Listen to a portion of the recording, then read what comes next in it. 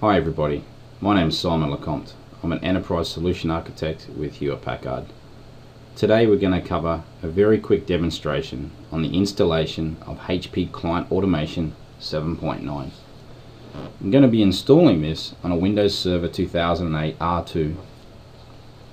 I simply go across to our install files, and in the install files which you've either downloaded from the internet or received on your media DVD, there is a setup file.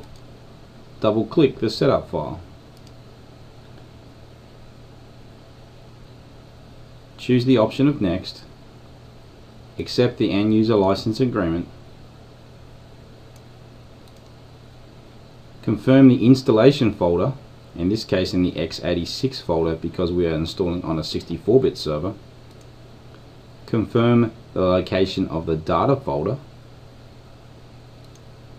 Confirm this is the server name that we are currently installing on, in this case cas.psg.local. The two ports used for communication, the web server port and the configuration server port. You may note that modify Windows Firewall to allow communications is grayed out on my server. That is because the Windows Firewall is currently disabled on my server.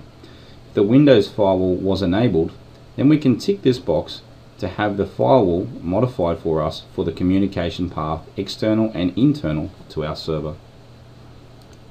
Choose Next, and choose Next to continue the installation. The installation will take between 2 to 5 minutes depending on the class of server you're installing on.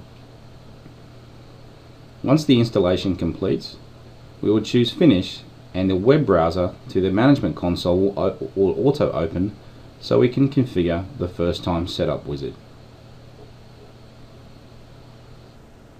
Now the first part of the installation is complete. We simply click Finish.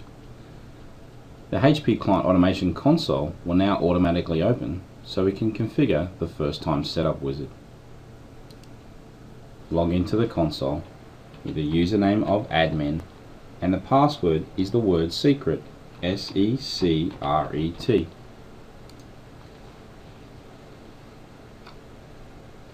We now have the first time setup wizard.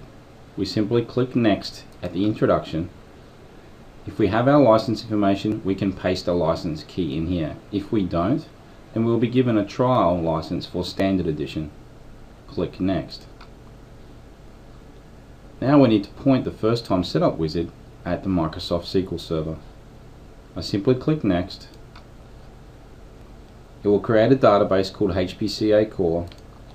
I'll put the IP address or the FQDN of the SQL Server. The port is 1433, which is the standard Microsoft SQL Server port. And in here we must use SQL authentication. In this case, SA account, and the password for the SA account.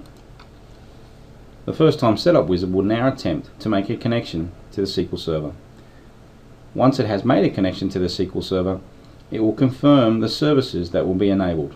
We simply click Next, and it will now create the SQL Server database, configuration and tables, and enable the services for HP Client Automation. This process will take 1 to 2 minutes. Once the first time setup wizard has completed, we can click Finish. It will log us out back to the login window, and we can log back in. And HP Client Automation is now installed and ready for further configuration within your network environment. Thanks very much for your time.